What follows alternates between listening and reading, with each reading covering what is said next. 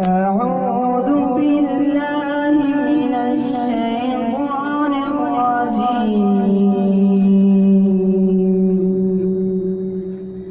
بسم الله الرحمن الرحيم. قل أعوذ برب الناس ملك الناس إله الناس من شر الوسواس الخناس الذي يوسوس في صدور الناس من الجنة والناس.